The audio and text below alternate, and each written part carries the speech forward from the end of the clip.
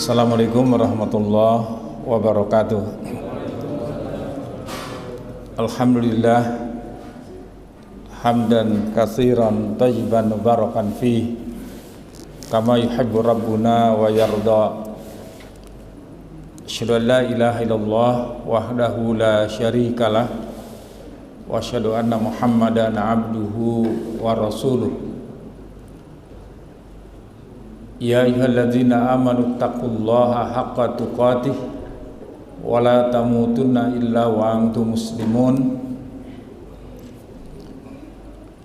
Allahumma anfa'na bima 'allamtana wa 'allimna ma yanfa'una wa zidna ilman yanfa'una. Allahumma inna nas'aluka ilman nafi'an wa rizqan thayyiban wa amalan mutaqabbala. Para jemaah salat subuh Masjid Al-Hikmah rahimani wa rahimakumullah jami'an. Alhamdulillah, kembali kita panjatkan puji dan syukur kepada Allah Subhanahu wa taala yang masih melimpahkan berbagai macam karunia dan nikmatnya, termasuk nikmat yang paling agung yaitu nikmat iman, nikmat Islam, nikmat berjalan di atas hidayah, di atas petunjuk, di atas sunnah Nabi Shallallahu Alaihi Wasallam. Dan juga kita bersyukur masih diberikan umur, diberikan kesehatan dan kesanggupan untuk melaksanakan sebagian tugas hidup kita, yaitu ibadah kepada Allah Subhanahu wa taala, dan juga untuk thalabul ilmi, ya, dimana dengan ilmu ini kita atau seseorang akan dimudahkan untuk meniti jalan ke sorga, ya, sebagaimana sabda Nabi Shallallahu Alaihi Wasallam dalam hadis yang diriwayatkan oleh Imam Muslim, man salaka tariqan yaltamisu ilman sahalallahu lahu tariqan ilal jannah. Barang siapa yang meniti jalan atau merintis jalan untuk menuntut ilmu, maka Allah Subhanahu wa taala akan memudahkan baginya jalan ke sorga, jalan ke tempat yang merupakan terminal akhir yang kita inginkan, yaitu ingin masuk ke dalam sorga Allah Subhanahu wa taala. Dan untuk masuk sorga itu harus memperoleh tiket, yaitu takwa, dan takwa itu sendiri bisa diraih dengan melaksanakan ibadah sesuai dengan tujuan diciptakannya jin dan manusia oleh Allah Subhanahu wa taala, dan juga sebagai tugas hidup setiap manusia, ya, sebagaimana yang Allah firmankan dalam Al-Qur'an di surat Az-Zariyat surat 51 ayat 56 dan surat Al-Baqarah ayat 21. A'udzubillahi minasyaitonirrajim. Wa ma khalaqtul jinna wal insa illa liya'buduni. Aku tidak menciptakan jin dan manusia melainkan untuk beribadah kepadaku. Surat Al-Baqarah sebutkan, ya ayyuhan nas, wahai manusia. Siapa saja yang menjadi manusia ada konsekuensi, ada tugas hidup, yaitu wa'budu rabbakum, beribadahlah kalian kepada Tuhan kalian, Rabb kalian, Tuhan pencipta, pemelihara, pengatur, pemberi rizki. Kemudian walladzina min qablikum, dan menciptakan orang-orang sebelum kamu, ya, la'allakum tattaqun, agar kamu menjadi orang yang bertakwa. Ya, ternyata dari sekian banyak urgensi takwa itu salah satunya takwa adalah tiket untuk masuk surga, ya, sebagaimana yang Allah jelaskan dalam Al-Quran di surat Ali Imran surat ketiga ayat 133. Wasari'u ila magfiratim mir rabbikum wa jannatin arduhas samawati wal ard uiddat lil muttaqin. Bersegeralah kalian untuk memperoleh ampunan dan sorga dari Rabbmu yang luasnya seluas langit dan bumi, ya, seluas langit dan bumi. Sorga itu Masya Allah luar biasa. Bahkan di dalam hadis sahih disebutkan ada orang yang terakhir masuk sorga, itu yang disebut jahannamiyun. Jadi sudah paling akhir itu sudah diazab di neraka jahanam.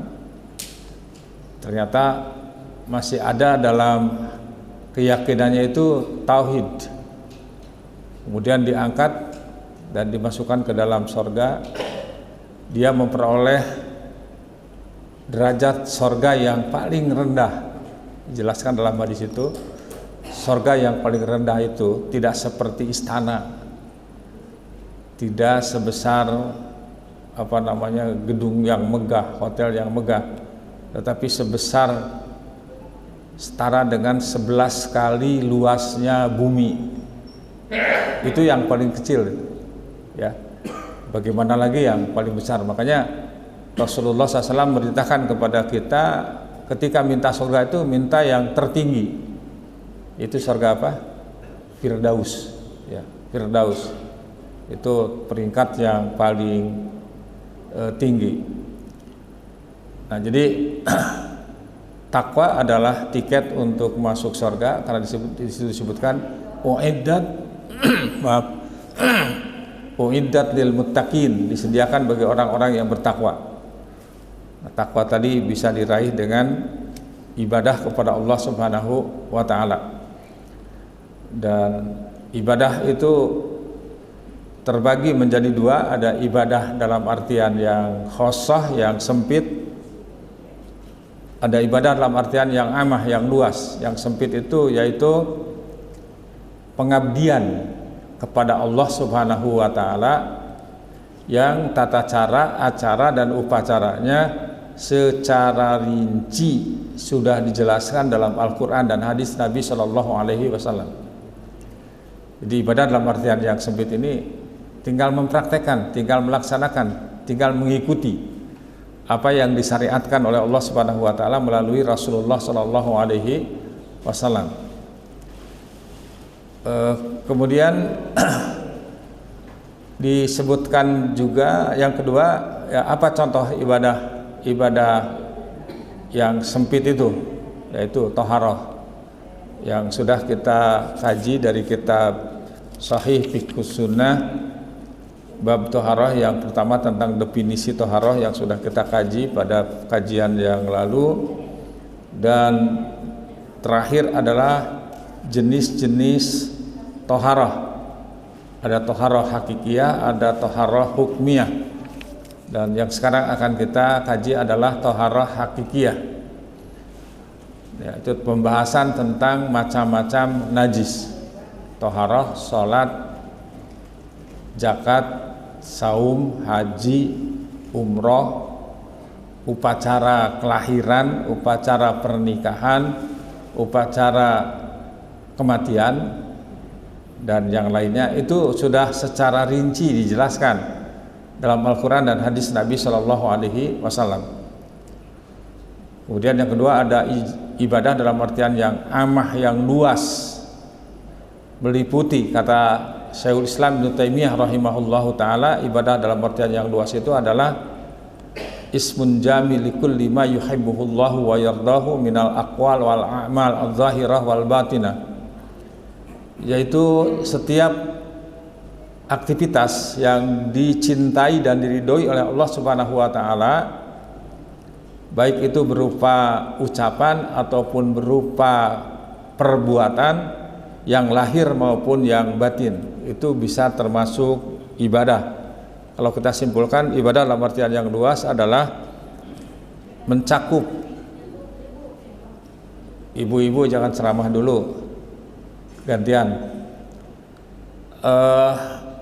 Mencakup ibadah dalam artian yang sempit, yang tadi itu toharoh, sholat, zakat, saum, haji dan seterusnya. Kemudian juga seluruh aktivitas seorang muslim baik laki-laki maupun perempuan akan menjadi ibadah, asalkan memenuhi 3 syarat. Syarat yang pertama adalah ikhlas sebagai titik tolak, yang kedua ridho Allah sebagai titik tuju, dan yang ketiga amal solih sebagai garis amal. Artinya ya, diantaranya bisa difahami semua aktivitas kita dikaitkan dengan cara Rasulullah Shallallahu Alaihi Wasallam. Apapun amalan kita, apapun aktivitas kita, kalau kita kaitkan dengan apa yang dicontohkan oleh Nabi Shallallahu Alaihi Wasallam yang asalnya mubah, itu bisa jadi ibadah. Ya, contoh umpamanya makan minum itu pada asalnya mubah, boleh makan, boleh minum, dan boleh juga tidak. Berpakaian itu asalnya mubah, masuk WC itu asalnya mubah. Tapi kalau semuanya itu makan minum umpamanya kita lakukan dengan meneladani Rasulullah SAW, umpamanya kul washrab biyaminik, makanlah dan minumlah dengan tangan kananmu. Kita makan dan minum dengan tangan kanan karena meneladani Rasulullah SAW, itu mendatangkan pahala. Fa inna syaitan ya'kulu wa yashrabu bishimalih, karena setan itu makan dan minum dengan tangan kirinya. Atau juga la yashrabanna ahadukum qa'iman, janganlah sekali-kali di antara kalian minum sambil berdiri gitu. Jadi kalau kita minum duduk karena melaksanakan perintah Rasulullah SAW akan jadi ibadah. Pakai sendal, ya pakai alas kaki, mendahulukan yang kanan, ketika membuka yang kiri. Ya, masuk ke masjid kaki kanan dulu, keluar kaki kiri, masuk WC kaki kiri dulu, kemudian keluar kaki kanan, itu ibadah. Makanya kalau orang barat mengatakan time is money, ya, waktu adalah uang. Bagi kita itu time is pahala, waktu itu adalah pahala. Jadi tidak ada yang lepas dari pahala dari Allah Subhanahu wa Ta'ala. Jadi semua kalau kita kaitkan dengan apa yang dicontohkan oleh Nabi Shallallahu Alaihi Wasallam, insya Allah semuanya merupakan pahala, sumber yang akan mendatangkan pahala dari Allah Subhanahu Wa Taala, sehingga tidak pernah berpikir untuk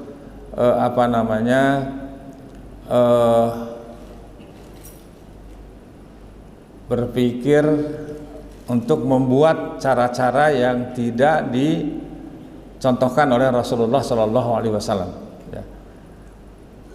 Itulah yang disebutkan oleh sahabat yang mulia Ali bin Abi Thalib radhiyallahu anhu. Moto seorang muslim itu adalah ana muslimun qabla kulli syai'. Saya ini muslim sebelum segala sesuatu. Apapun jabatan, status sosial yang kita sandang, kita itu muslim gitu. Kemudian hayatuna kulluha ibadatun, hidup kita ini seluruhnya ibadah.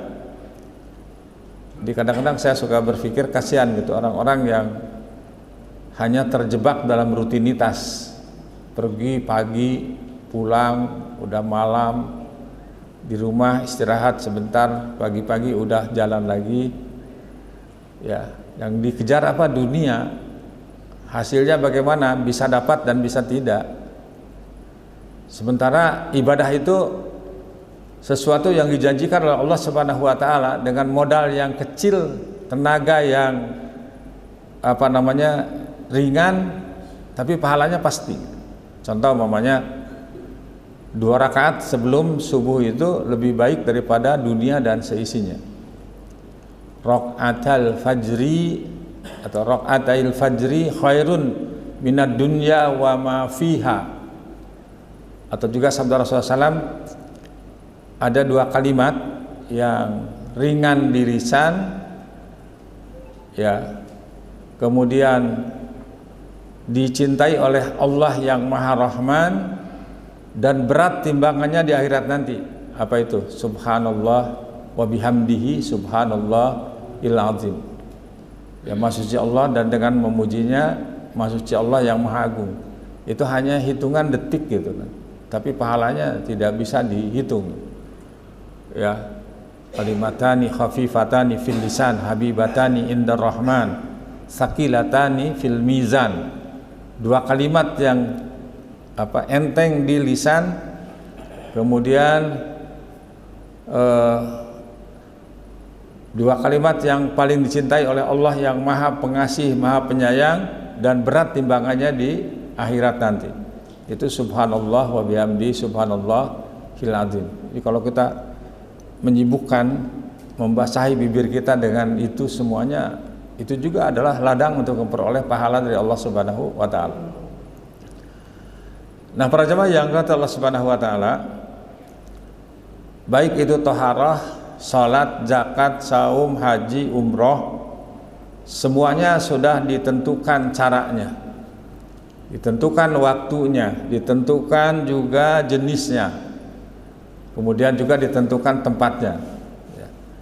Sekarang yang akan kita kaji adalah thaharah hakikiyah. Ya, ini pembahasan tentang macam-macam najis. Ya, di sini pertama adalah najis dan definisinya. Jadi arti najis itu apa gitu? Disebutkan di dalam kitab ini, najis adalah lawan kata dari toharoh atau bersuci, sebuah nama bagi objek yang menjijikan menurut syariat. Kewajiban seorang muslim untuk menyucikan diri darinya dan mencuci bagian yang ditimpanya. Jadi kita harus bersih dari najis dan juga membersihkan najis tersebut, terutama ketika sholat, ya, dari diri kita, badan, di pakaian dan tempat sholat harus bersih dari najis. Kalau membawa najis maka sholatnya tidak sah, karena salah satu syarat sahnya sholat itu adalah bersih dari najis. Kemudian macam-macam najis atau jenis-jenis najis itu. Ya. Objek-objek yang dihukumi sebagai najis menurut dalil-dalil syariat adalah sebagai berikut. Jadi tidak boleh kita mengatakan ini najis padahal tidak ada dalil. Jadi yang namanya ibadah itu perkara tauqifiyah, sesuatu yang tidak boleh dilakukan sampai tegaknya dalil yang memerintahkan, yang menjelaskan. Jadi apa saja yang termasuk kepada najis tersebut, ya, menurut para ulama, dan diantaranya juga di dalam kitab ini disebutkan, pertama adalah kotoran manusia, ya, dan air seninya, ya, air kencing manusia itu. Dan ternyata, ya, Masya Allah, bahwa punya nilai bukan hanya untuk kesehatan, untuk kebersihan, tapi benar atau tidaknya dia membersihkan najis itu sampai ke bawah, ke akhirat. Ya kan, di dalam akidah Ahlussunnah wal Jamaah itu ada punya keyakinan bahwa nanti setelah kita mati itu akan pindah alam, yaitu alam kubur atau alam barzah, alam penantian, yang mungkin, ya, waktunya lebih panjang daripada masa hidup kita di dunia ini. Ya, bisa ratusan, bisa ribuan tahun, ya, wallahu alam. Nah, dan ternyata di situ ada yang mendapatkan nikmat kubur, ada yang mendapatkan azab kubur. Ternyata di antara yang mendapatkan azab kubur itu adalah orang yang jorok ketika buang air kecil. Jadi Rasulullah SAW pernah lewat di pekuburan Baqi, ya, mungkin kalau yang sudah ke sana Dekat Masjid Nabawi itu ada pekuburan baki kan. Dulu di situ tuh sampai tahun 90-an masih banyak pohon kurma. Bahkan sebelah baki itu ada yang namanya Kampung Awali. Dan itu terkenal dengan kurma ajwa. Yang paling bagus itu di Awali dan di Kuba.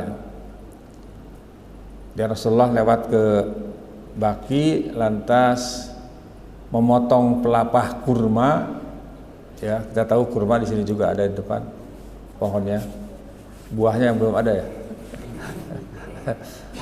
Kemudian diletakkan di atas kuburan, dua kuburan. Kemudian kata beliau, penghuni dua kuburan ini sedang diazab oleh Allah Subhanahu wa taala. Ya, aku berharap selama daun kurma ini belum kering, Allah menghentikan azabnya. Kemudian beliau bertanya, tahukah kalian apa penyebab mereka diazab di alam kubur itu? Kemudian biasa para sahabat menjawab, Allahu wa rasuluhu a'lamu, Allah dan Rasulnya yang lebih mengetahui. Kata beliau, mereka diadab itu dengan hal yang sepele menurut manusia. Apa? Yang pertama adalah orang yang jorok ketika buang air kecil. Ya, kita sering sekarang ini lihat ya, namanya apalagi di terminal itu, maaf ya, supir itu turun kemudian kencing di ban mobil, makanya aroma di terminal itu subhanallah ya.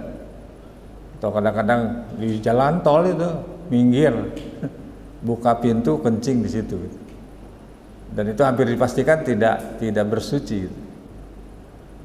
Ya, padahal ternyata dampaknya sampai di akhirat itu. Ya, kita sering melihat ya orang-orang non muslim itu di negara-negara yang katanya maju, kencing seenaknya, jorok. Ya, nggak pernah cebok. Islam itu sampai di situ kan. Ya, bahkan ada sebuah kisah nyata. Ada tukang laundry di Inggris itu sudah 20 tahun kurang lebih, dia bilang, kemudian di situ tuh banyak mahasiswa dari Arab yang kuliah gitu. Kemudian si tukang laundry itu bertanya, ya kamu ini agamanya apa gitu kan? Islam. Kenapa bertanya seperti itu? Saya sudah mengerjakan laundry ini sudah kurang lebih 20 tahun. Saya hanya menemukan celana-celana dalam yang bersih itu celana dalam kalian. Kata Mas itu, oh iya, dalam agama kami kebersihan itu inti dari agama Islam. Ya, sebagaimana sabda Nabi SAW, at-tuhur syatrul iman. Kebersihan itu sebagian daripada iman. Di kebersihan itu inti daripada iman. Ya, sampai-sampai karena kagumnya dia menyatakan masuk Islam. Jadi itu hati-hati itu. Yang pertama adalah sabda Rasulullah, yang diadab ini karena jorok setelah buang air kecil, apalagi air besar. Yang kedua, suka berjalan ke sana kemari, melakukan namimah, mengadu domba, memprovokasi orang, jadi provokator. Ya, apalagi sekarang mungkin di bulan-bulan politik seperti ini banyak provokator yang menjadi profesi gitu. Hati-hati itu. Itu kaitannya dengan urusan di akhirat. Nah, jadi yang pertama tadi jenis-jenis najis itu kotoran manusia, air kencing manusia. Dua-duanya najis menurut kesepakatan para ulama. Tentang najisnya tinja manusia berdasarkan pada sabda Rasulullah SAW dalam hadis yang diriwayatkan oleh Imam Abu Daud dengan sanad yang sahih. Beliau bersabda, "Idza wati'a ahadukum bina'lihi atau bina'laihi al-adza fa innat turaba lahu tahurun. Jika salah seorang dari kalian menginjak kotoran atau najis dengan sandalnya atau dengan alas kakinya, sesungguhnya tanah itulah yang menyucikannya. Jadi kalau sedang jalan menginjak kotoran kemudian dikesetkan dengan tanah, itu sudah secara syar'i sudah suci gitu. Ya, kalau kita mau sholat pakai alas kaki itu, ya kan, sholat pakai alas kaki itu sunnah juga, asal jangan di Masjid Al-Hikmah tentunya. Ya, kalau di luar gitu, ya kalau di luar di lapangan itu gak usah dibuka sendal sepatu itu. Ya, dan bahkan Rasulullah mengatakan yang membedakan antara umatku dengan ahli kitab yaitu ketika sholat memakai alas kaki gitu. Ya, makanya kan Cina itu yang paling kreatif gitu, dibikinkan sepatu-sepatu khusus untuk sholat, untuk tawaf gitu. Kita tidak berpikir ke situ gitu. Makanya di Saudi itu, di Mekah Madinah itu hampir semua produksi atau oleh-oleh itu buatan Cina gitu. Hatta baju dan lain sebagainya. Ya, kita nggak kepikir itu sekarang menjelang musim dingin maunya. Ternyata dingin itu bisa diatasi dengan menutup telinga. Ya, terus Cina bikin produksi itu penutup telinga ketika pakai kain ihram gitu. Itu sampai di situ mereka berpikir gitu. Itu tuh tasbih yang kita bawa yang dibeli oleh jamaah haji umroh itu juga buatan Cina.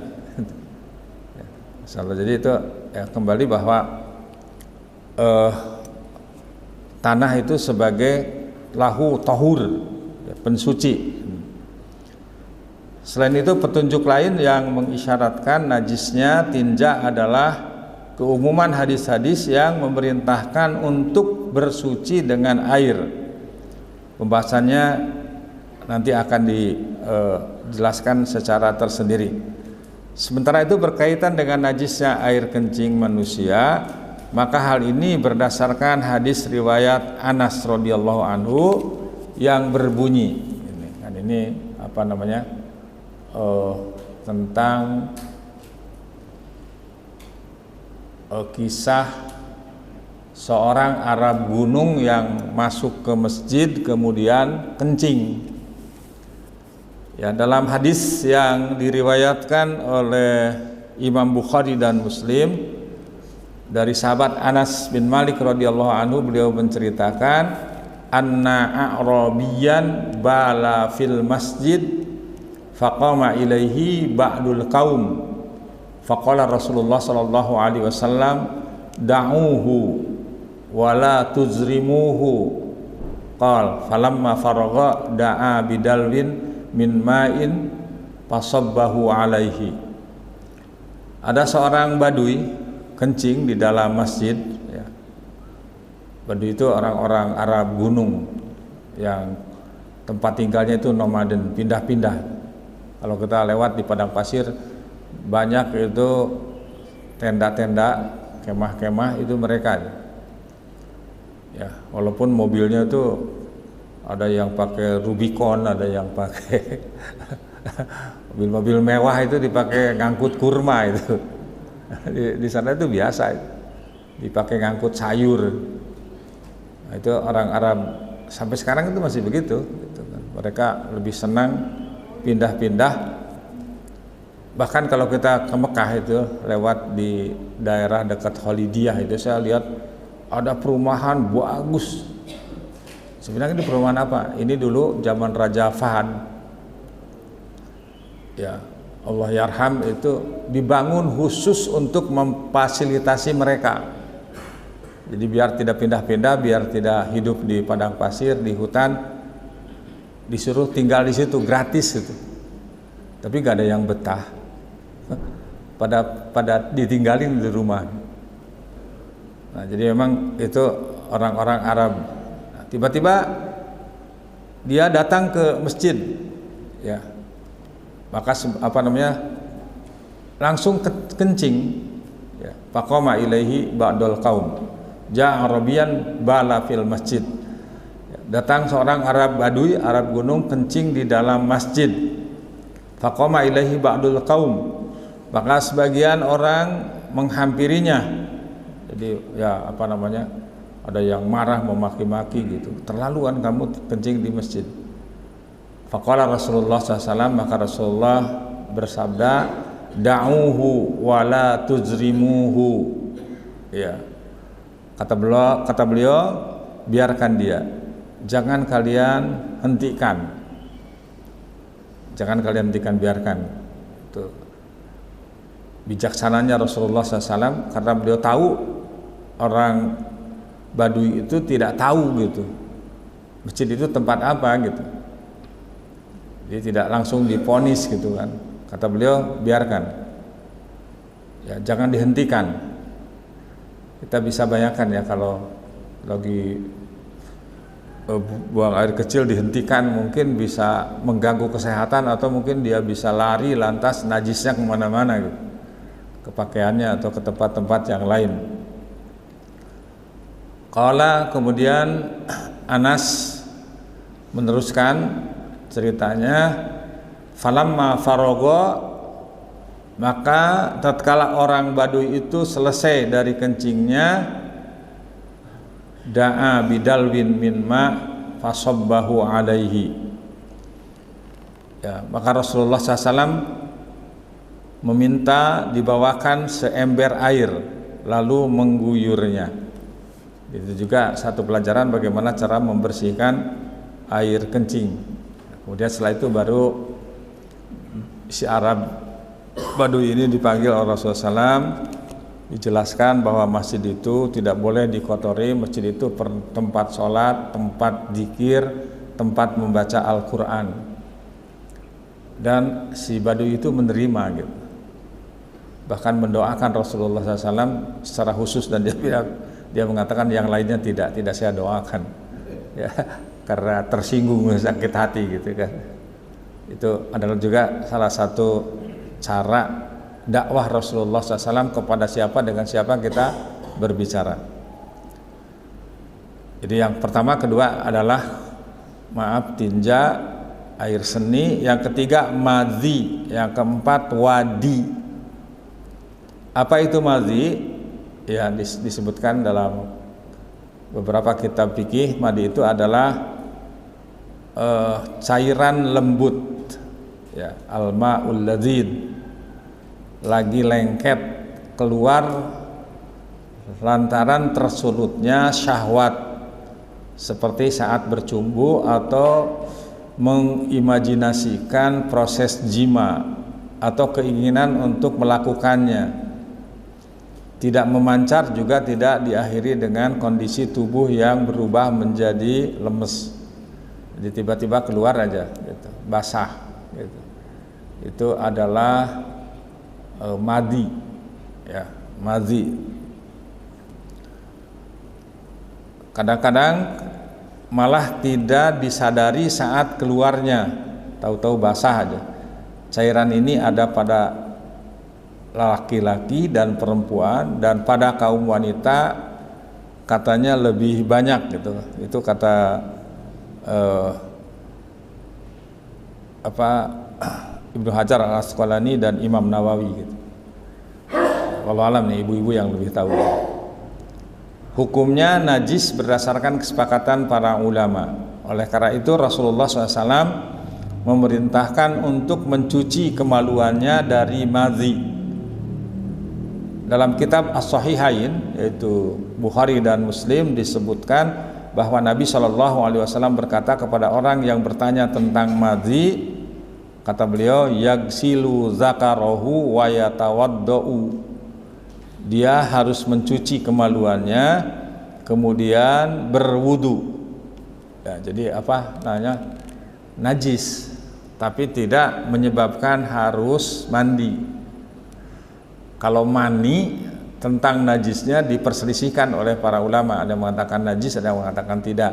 Tapi ketika keluar mani itu wajib mandi gitu, karena termasuk hadas besar. Itu tadi madhi ya. Yang kedua wadi ya. Wadi di sini ada juga bisa berarti lembah gitu. Tapi yang dimaksud dalam fikih, wadi adalah cairan berwarna putih kental yang keluar pada penghabisan keluarnya air kencing. Ya, kalau kata orang Sunda itu apa itu? Air kencing bungsu gitu. Susulan itu. Ya, sudah selesai pipis itu suka ada susulan gitu. Yang kadang-kadang menyebabkan was-was. Makanya ada hadis ya, walaupun dhaif ya, wallahu alam benar atau tidaknya, yang mengatakan idza bala ahadukum fala yaghmis zakarahu bil yamin. Apabila seseorang di antara kalian pipis, ini hadisnya sahih yang pertama. Janganlah kalian menyentuh zakarnya dengan tangan kanan. Jadi kalau megang pakai yang kiri gitu. Karena yang kanan itu ada enzim membantu pembusukan ya. Nanti bisa busuk gitu. Sama kan ketika makan itu diperintahkan pakai tangan kanan ya, karena pada tangan kanan itu ada enzim yang bisa membantu percepatan pembusukan makanan. Sementara di tangan kiri ada antibiotik, makanya tugasnya yang kotor-kotor. Termasuk ketika buang air tidak boleh memegang dengan tangan kanannya, artinya boleh dengan tangan kirinya gitu. Ada juga hadis yang tadi saya katakan dijelaskan oleh Ibnu Hajar Al-Asqalani rahimahullah taala, hadisnya dhaif. Idza bala ahadukum, apabila selesai kencing salah seorang di antara kamu, falyantur zakarahu, hendaklah dia mengurut zakarnya. Ya, mungkin ini diantara usaha untuk menghilangkan tadi wadi itu, ya, wadi itu. Jadi mani, wadi, madhi. Adapun mani ia menyebabkan wajibnya mandi, sedangkan tentang wadi dan madhi, Ibnu Abbas radhiyallahu anhu berkata, cucilah kemaluanmu atau seputar kemaluanmu, berwudulah seperti saat engkau akan sholat. Jadi cukup dengan wudu saja. Kalau mani adalah wajib mandi. Yang kelima termasuk najis ya, adalah darah haid. Hal ini berdasarkan hadis riwayat Asma binti Abi Bakar radhiyallahu anhuma. Ia menceritakan, ja'at imra'atun ila Nabi sallallahu alaihi wasallam faqalat, ya Rasulullah, ihdana yusibu saubaha min damil haid, kaifa tasna'u bihi? Qala tahuttuhu summa taqrusuhu bil ma summa tandahuhu summa tusalli. Ya. Ini tadi madi. Nah, ini yang berikutnya adalah darah haid.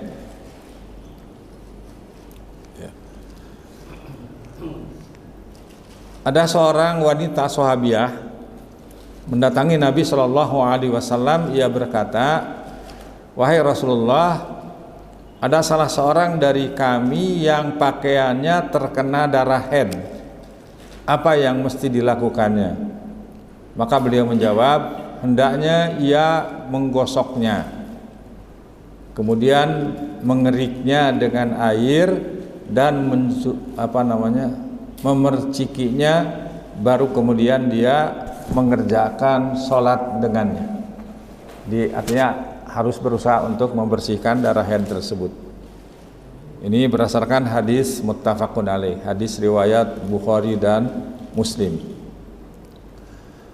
Kemudian yang keenam, yang termasuk najis, ya, tidak boleh dibawa ketika sholat, kotoran hewan yang dagingnya tidak halal untuk dimakan.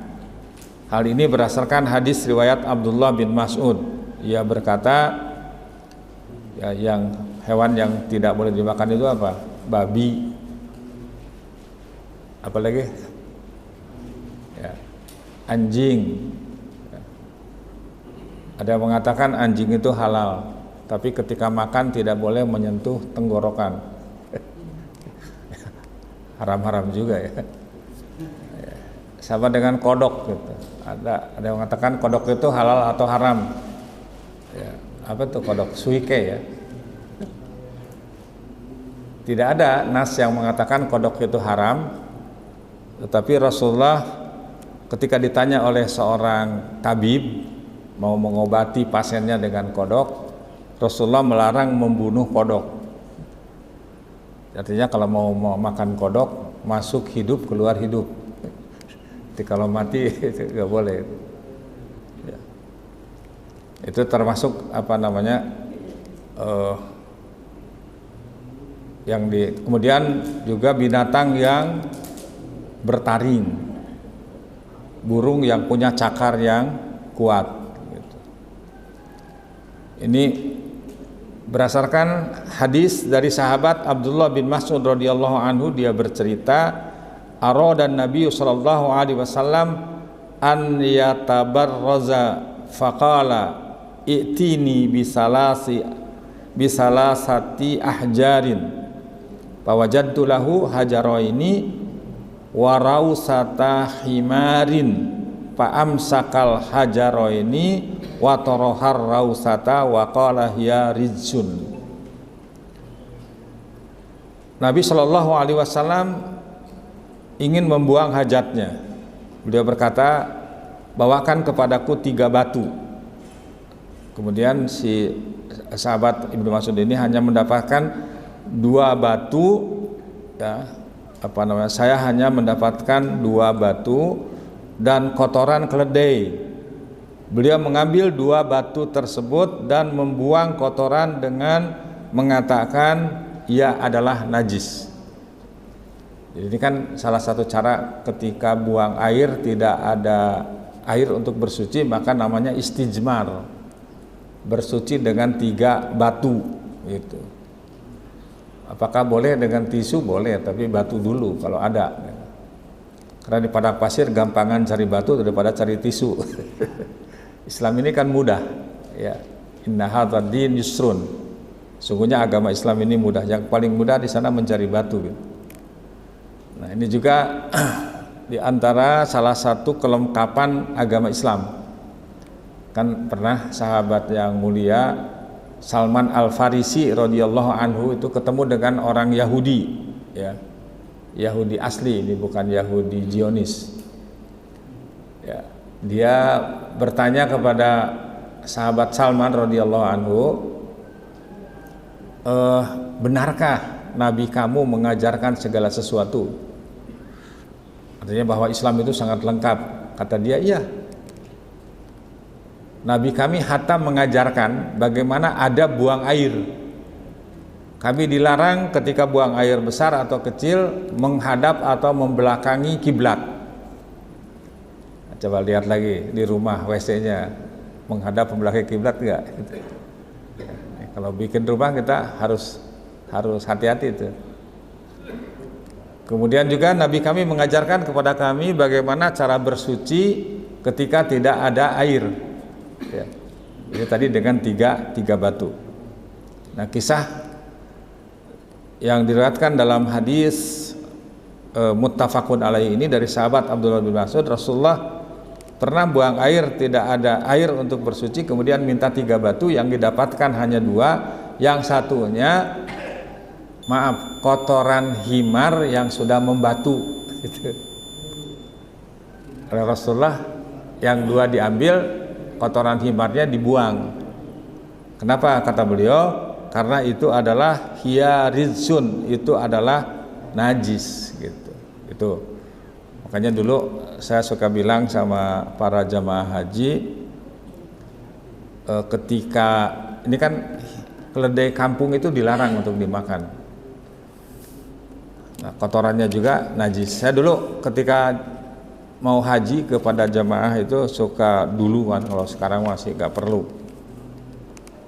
Di Muzdalifah itu kan ketika mabit itu problem itu, mau pipis mau buang air itu tidak semudah sekarang gitu. Antriannya panjang gitu. Ya, kemudian akhirnya kan orang nggak tahan lagi gitu di mana aja gitu. Saya suka suruh pada jamaah itu bawa senter kalau mau cari batu di Muzdalifah untuk melempar jumroh besok. dan yakinkan bahwa yang dipegang itu batu. Jangan sesuatu yang sudah membatu, seperti kotoran himar tadi. Kemudian yang ketujuh, air liur anjing. Ya, sebentar lagi. Nabi SAW bersabda, tahuru ina'i ahadikum idza walagha fihil kalbu an yagsilahu sab'am marrat ulahunna bitturab. Sucinya bejana salah seorang dari kalian jika dijilat oleh anjing adalah dengan mencucinya 7 kali cucian. Pertama darinya dengan tanah, ya, apa namanya, ada hadis yang lain itu bukan, kalimatnya itu bukan ulahunna tapi ihdahunna. Salah satu dari yang 7 itu dicampur dengan tanah. Ya, kata pengarang kitab ini, hadis ini menunjukkan air liur anjing itu adalah najis. Nah, pakai tanah itu. Makanya kan dulu pernah Ustadz Ahmad Hasan, Allah yarham, guru Persatuan Islam, debat dengan Bung Karno. Bung Karno mengatakan, ya, ketika Ustadz Ahmad Hasan menjelaskan cara membersihkan bejana yang dijilat anjing, kata Bung Karno, sekarang ini sudah zaman modern, gak usah pakai tanah, pakai sabun aja. Kata Tuan Hasan, tidak, ini syariat, tetap harus dengan tanah. Kalau setelah dicuci dengan tanah mau dicuci lagi pakai sabun, silahkan, tapi dengan tanah saja sudah cukup. Namun kalau sabun saja tidak cukup, ini syariat. Dan ternyata dibuktikan sekarang oleh para ahli kesehatan, dari air liur anjing itu banyak sekali bakteri-bakteri yang membahayakan untuk kesehatan manusia. Itu diantara hikmahnya. Kemudian daging babi. Daging babi merupakan najis dengan kesepakatan para ulama berdasarkan firman Allah Subhanahu wa taala sangat jelas dalam Al-Qur'an di surat Al-An'am ayat 145, "Qul la ajidu fi ma uhiya ilayya muharraman ala ta'imin yat'amuhu illa an yakuna maitatan aw daman masfuhan aw lahma hinjir fa innahu rijsun." Katakanlah, tidak aku dapati di dalam apa yang diwahyukan kepadaku sesuatu yang diharamkan memakannya bagi yang ingin memakannya kecuali daging hewan yang mati atau bangkai, darah yang mengalir, daging babi, karena semua itu kotor. Ya, makanya kalau dulu orang pemakan babi juga malu-malu, kalau sekarang sudah malu-maluin. Ya. Ya, sekarang di mana-mana itu ada, kalau kita lewat dari Cibubur ke Cilengsi, ada di situ sate babi, apalagi di Bali ya, babi guling gitu. Ya, kalau kita lihat di Denpasar itu udah lebih demonstratif lagi gitu. Kalau orang Islam buka warung ditulis di situ 100% halal, dia nulis gede juga, warung ini 100% haram. Ya, sekarang bangga gitu dengan apa namanya. Kemudian yang ke-9, bangkai. Ya, bangkai. Ya, maksud dari bangkai adalah binatang yang mati dengan sendirinya tanpa melalui proses penyembelihan yang sesuai dengan syariat. Bangkai hukumnya najis menurut ijma, kesepakatan para ulama yang merujuk pada sabda Nabi SAW, "Idza dubigol ihab faqad tahura." Kalau kulit bangkai sudah disamak, sungguh ia sudah suci. Dalam masalah ini ada pengecualian, yaitu bangkai ikan dan belalang itu tidak. Bangkai binatang yang tidak memiliki aliran darah, ya, contoh seperti ketika ada lalat yang masuk ke dalam minuman, itu bangkai juga. Kata Rasulullah, "Fal yagmishu kullahu," maka hendaklah ia mencelupkannya sepenuhnya kemudian membuangnya. "Summa liyatrahuhu fa inna fi ahadi janahaihi da'an wa fil akhari syifaan." karena salah satu sayap nyamuk itu ada penyakit dan yang lainnya ada obat. Kemudian tulang bangkai, tanduk, kuku, rambut dan bulunya, semua ini hukumnya suci berdasarkan hukum asal. Al-Bukhari meriwayatkan sebuah hadis mu'allaq dalam kitab sahihnya. Al-Juhri berkata tentang tulang dari bangkai binatang seperti gajah dan hewan lainnya. Aku menjumpai sekian orang dari generasi salaf, itu pada para sahabat, para tabi'in dan atba'ut tabi'in, menggunakannya sebagai sisir dan tempat menaruh minyak. Mereka tidak menganggapnya sebagai masalah. Hamad berkata tidak masalah dengan bulu bangkai, jadi artinya tidak najis gitu. Kalau haram tetap haram. Kemudian yang ke-10, bagian yang terpotong dari binatang yang masih hidup. Ya, makanya tiba-tiba putus ekornya gitu. Nah, yang terputus itu termasuk najis gitu. Yang ke-11, sisa minuman binatang buas dan hewan yang tidak boleh dimakan dagingnya. Yang ke-12, daging hewan yang tidak boleh dimakan. Ini ringkas saja. Apakah cairan mani termasuk suci atau najis? Para ulama berbeda pendapat tentang masalah di atas. Menjadi dua golongan. Pendapat pertama menilainya najisnya mani. Pendapat ini dikatakan oleh Abu Hanifah, Malik, dan dari salah satu riwayat Ahmad. Mereka berargumentasi dengan hadis riwayat Aisyah radhiyallahu anha tatkala ditanya tentang mani yang mengenai baju, maka ia mengisahkan kuntu agsiluhu min sawbi Rasulillah sallallahu alaihi wasallam fayakhruju ila salat wa asarul ghasli fi sawbihi buqaul ma. Dahulu saya menyucinya mani dari baju Rasulullah sallallahu alaihi wasallam, kemudian beliau berangkat menuju sholat, sementara bekas cuciannya masih membekas pada baju beliau. Proses pencucian tidak dilakukan kecuali pada barang yang najis. Pendapat yang kedua, para penganut pendapat ini menyatakan mani adalah suci.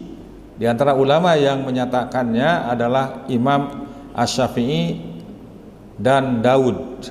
Pendapat ini adalah merupakan riwayat yang paling akurat dan Ahmad. Mereka berdalil dengan hadis riwayat Aisyah tentang air mani. Ia mengatakan kuntu afrukuhu min sabi Rasulillah sallallahu alaihi wasallam. Dahulu saya mengeriknya. Mani itu kalau dikeringkan berarti sudah kering, dari baju Rasulullah sallallahu alaihi wasallam. Begitu juga berdasarkan hadis riwayat Aisyah bahwa ada seorang tamu menginap di rumahnya, orang itu mencuci bajunya. Maka Aisyah berkata, innama kana yuzzi'uka in ra'aitahu an tagsila makanahu fa inna lam tara tadahta haulahu walaqad ra'aituni afrukuhu min sabi Rasulillah sallallahu alaihi wasallam farkan fayusalli fihi. Sesungguhnya jika engkau melihat air mani, cukup mencuci tempat menempelnya saja. Jika tidak engkau ketahui, maka perciki sekelilingnya dengan air. Dahulu aku mengeriknya dari baju Rasulullah sallallahu alaihi wasallam dan beliau menggunakan untuk sholat. Ini mengenai perselisihan seperti ini, itu wilayahnya para ulama ya. Yang penting bagi kita kalau ada yang seperti itu, ya bersihkan aja semaksimal mungkin sesuai dengan kemampuan yang ada pada diri kita. Ya, berdasarkan perintah Allah Subhanahu wa taala, ittaqullah mastata'tum, bertakwalah kalian kepada Allah sesuai dengan kemampuan yang ada pada diri kalian. Mungkin karena waktu juga yang membatasi kita, sampai di sini dulu. Dan kita mudah-mudahan bermanfaat, lebih kurang mohon maaf. Kita akhiri dengan tasbih kafarah. Subhanakallah bihamdik, asyhadu an la ilaha illa anta, astaghfiruka wa atubu ilaik. Wa sallallahu ala Muhammadin wa ala alihi wasahbihi wasallam. Wa akhiru da'wana walhamdulillahirabbil alamin. Jazakumullahu khairan. Wassalamualaikum warahmatullahi wabarakatuh.